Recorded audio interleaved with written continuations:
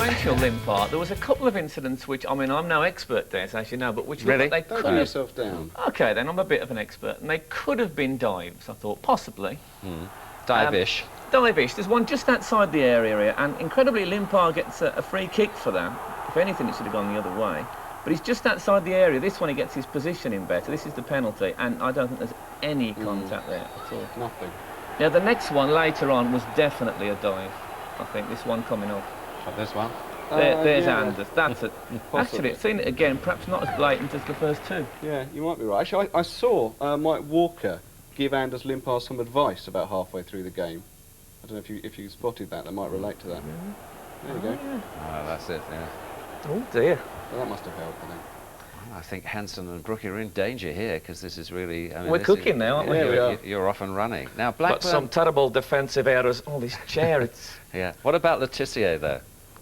Don't get him going. Blackburn against Ipswich. Yeah, Blackburn against Ipswich wasn't quite as exciting as the Everton game. It was 0-0 for a start. You were supposed to be concentrating on it. How do you know? Did you have one eye on the other one, did you? Oh yeah, I just about spotted what was going on in the other one, once or twice. Yeah. But actually, the player that impressed me most was a young Blackburn player called Ian Pearce, who's played I think once before. And he's 19, I think. Yeah, he's quite a big lad, but he's very tricky on the ball. You see, and that sort of neat turn. The ball comes from Graham Lasso here, and he does it again. Look at that. That's really, he's so good. I think it's actually turning into Eric Cantona. Look at that. Collar up and everything. In fact, if the camera pans down here, you can see it's actually walking over a Norwich defender during that shot. I thought Ipswich picking it up. didn't really play with as much fight as you would expect for a team in their position. They certainly in the first half they let possession go and Rather lucky to survive, I would have I thought they were. Yeah. Yeah. Norwich... And the fans didn't go on the pitch at the end. That's the first time the Ipswich fans haven't been on the pitch for about 3 months, actually. It's a bit of a turnaround. I couldn't work it out, mind you. We had trouble all afternoon working it out. I see, I Norwich haven't against worked it out. Oldham, you had a look at that one too. Yeah, Norwich versus Oldham. What I noticed, it's a shame that Oldham have gone down. I think it's a shame because you know they thought they were going to get to the FA Cup and Oh, stuff. it's terrible. I mean, the fact is there must have been fans on the at Wembley sitting there thinking about getting cup final tickets and all that. A couple of minutes to go, they were there. They were there for the big day, and then that Mark Hughes goal seems to have turned their entire Also, season. they've got a fantastic trainer at Oldham. I don't know if you've seen him. He's a man who really fully believes that Lucozade aids recovery. Here he is now. It's something that he's lived by all his career. That's the injury. Interesting application. It works, and look at that. Instant recovery.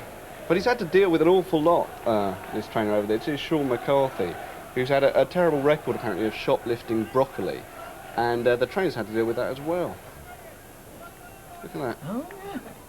Terrible place to get caught. Surely he could have grown his own broccoli at Boundary Park, couldn't Oh, he? not on that pitch, too sandy. Oh, I think it likes a sandy soil, broccoli. From I have to tell you, you're spotting things the others just don't spot. Yes, there you really go, are. you see. You really are.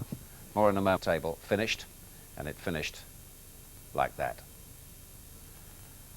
Now, we always have a comment about Letitia from that particular chair. I think it would be inappropriate if we didn't tonight.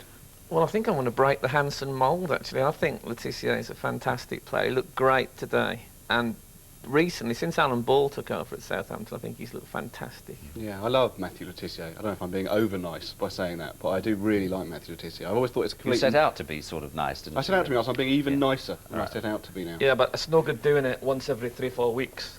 What, just Sorry, I being don't know where nice? that came from. That was very odd. But also, he's not as lazy as people make him out to be, I think. He gets, because in the Fantasy League, without wishing to bring up the Fantasy League again, but he's got more points than any other midfielder. And you don't get that many points without basically doing something in every game. Are you surprised how popular the Fantasy League has become? I must thought... No. No. You're surprised You're how awfully popular good on Match it. of the You're Day awfully is. good. Oh, thanks, Des. Yes, You're yeah, awfully good as yeah, well. yeah, yeah.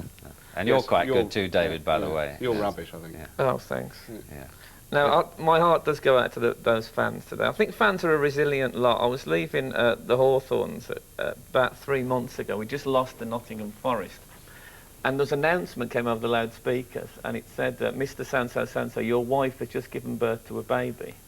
And the bloke next to me said, oh, he's a poor devil. He's had to sit through this, and now he's got to go home and make his own tea. And I thought that sums up the football fans' mentality, really. Yeah. But they'll be back. Which is the team that's given you most pleasure this season? Well, Manchester United have given me most pleasure this season by losing twice to Chelsea. And hopefully they'll do it again on Saturday. I have really enjoyed the way they've played, and particularly the fact they haven't played quite so well against Chelsea.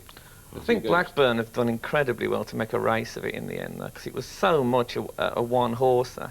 Yes. And then they came out of nowhere. And it's incredible that it turned out to be not that tight, but you know, it looked like it could have been for quite a while. They've done incredibly well. And Wimbledon to finish 6th, considering they've only been in the league 17 years. And what we always say on this programme when you wax on a bit too much, we say, I've got to stop you there. Right. Frank, David, thank you very much indeed for being with us. It's been a big thrill for us, David. Very nice indeed. Can we join in on the... You can in a minute. Oh, we haven't quite finished yet. All I would say is that Trevor, Alan, you're okay. Now, that's cruel, I thought. And here, there have been further worries that the way in which players handle themselves on the pitch can lead to copycat behaviour on the terraces. There's Alan Shearer handling himself.